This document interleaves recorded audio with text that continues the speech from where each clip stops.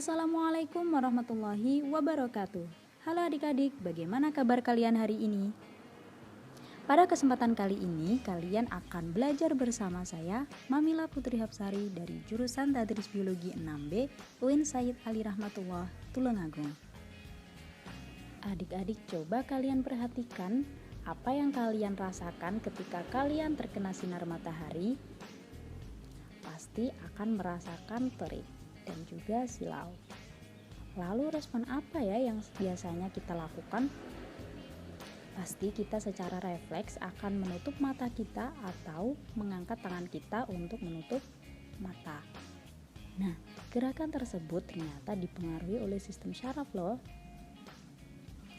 Wah, hebat sekali ya sistem syaraf ini. Yuk kita mengenal sistem syaraf lebih lanjut.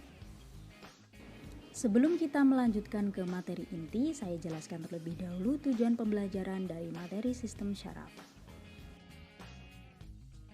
Tujuan pembelajaran yang pertama yaitu 1. Siswa diharapkan mampu untuk menjelaskan struktur sistem syaraf. Kemudian yang kedua, siswa diharapkan mampu untuk membedakan macam-macam gerak yang dipengaruhi oleh sistem syaraf. Kemudian yang ketiga yaitu siswa diharapkan mampu untuk menganalisis mekanisme penghantaran impuls. Adik-adik pasti penasaran, apa sistem syaraf itu? Sistem syaraf adalah salah satu bagian dari sistem koordinasi yang mengatur aktivitas tubuh melalui rangsangan listrik secara cepat. Komponennya terdiri dari sel syaraf atau neuron, kemudian ada sistem syaraf pusat dan juga ada sistem syaraf tepi.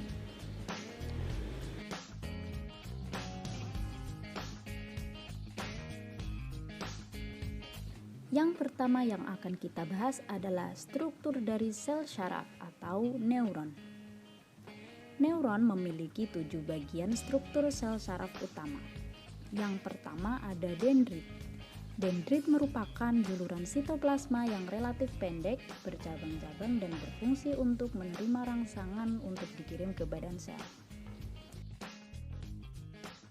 Selanjutnya ada badan sel atau perikarion. Pada badan sel ini rangsangan yang sebelumnya dikirim melalui dendrit mulai diproses. Karena apa? Di badan sel terdapat inti atau nukleus di bagian tengah. Setelah pemrosesan selesai, rangsangan tersebut berjalan ke akson. Akson merupakan juluran sitoplasma yang panjang dan berfungsi menghantarkan rangsangan. Panjang akson sekitar 1 mm sampai 1 meter loh.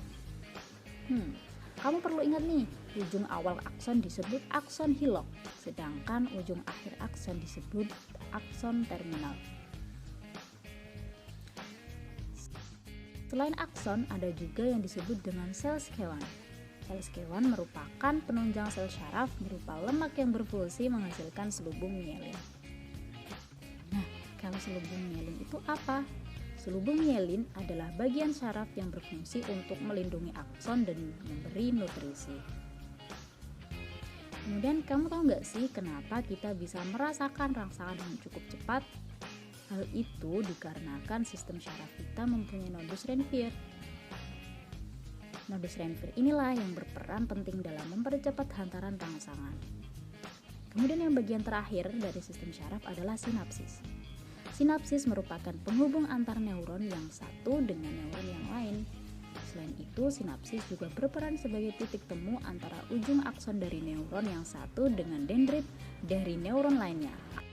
Selanjutnya yang akan kita bahas adalah macam-macam neuron. Neuron berdasarkan fungsinya dibagi menjadi 2 bagian. Yang pertama ada saraf sensorik atau aferen. Apa itu saraf sensorik? Saraf sensorik adalah saraf yang mengirimkan rangsang dari daerah reseptor atau indera menuju sistem syaraf pusat. Kemudian apa ya bedanya dengan interneuron? Kalau interneuron adalah saraf penghubung yang banyak terdapat di bagian otak dan juga sumsum tulang belakang. Interneuron juga berfungsi menghubungkan neuron yang satu dengan neuron yang lainnya. Nah, interneuron ini dibagi menjadi 3 loh. Yang pertama ada saraf konektor, yaitu penghubung antar sel saraf sejenis. Kemudian ada saraf adjustor, yaitu penghubung saraf sensorik dengan saraf motorik. Yang terakhir ada saraf motorik atau efren, yaitu syaraf yang mengirimkan rangsang dari sistem syaraf pusat menuju efektor. Efektor ini berupa organ motor yang digerakkan oleh otot dan juga ada kelenjar. Macam-macam neuron berdasarkan bentuknya terbagi menjadi syaraf multipolar, syaraf bipolar, dan juga syaraf unipolar. Syaraf multipolar memiliki 1 akson dan 2 dendrit, tetapi bisa juga lebih. Contohnya ada di syaraf motorik pada otak dan juga sumsum tulang belakang. Sedangkan syaraf bipolar memiliki 2 juluran yang terdiri dari dendrit dan akson.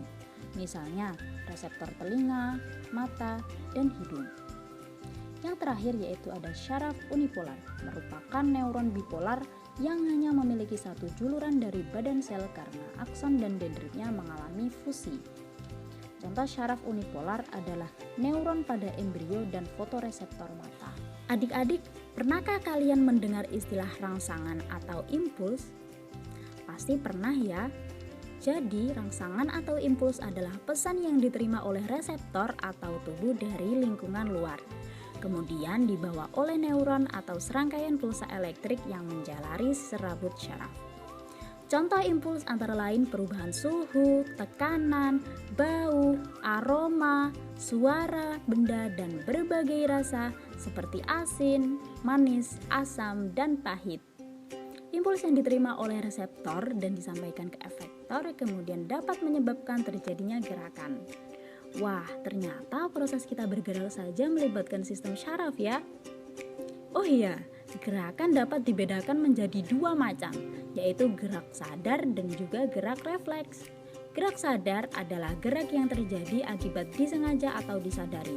Contohnya, gerakan memegang buku saat ingin belajar, kemudian gerakan ketika kita ingin mengambil pensil. Sedangkan gerak refleks adalah gerak yang tidak disengaja atau tidak disadari. Penjalaran pada gerak refleks berlangsung begitu cepat, melewati jalur pendek dan tidak melewati otak. Tapi gerak refleks melewati sumsum tulang belakang. Contohnya, ketika terangkatnya kaki saat menginjak paku, kemudian menutupnya kelopak mata ketika benda asing masuk ke mata, dan gerakan tangan saat memegang benda panas. Ada yang tahu contoh lain untuk gerak sadar dan gerak refleks? Coba kalian tuliskan pada lembar buku kalian, kemudian silakan kalian kumpulkan kepada guru pengampu kalian. Baiklah, cukup sekian materi pada pembelajaran kali ini. Untuk materi selanjutnya yang membahas tentang syaraf pusat dan juga syaraf tepi akan dipelajari pada pembelajaran selanjutnya. Semoga bermanfaat. Saya akhiri. Wassalamualaikum warahmatullahi wabarakatuh. Sampai jumpa kembali.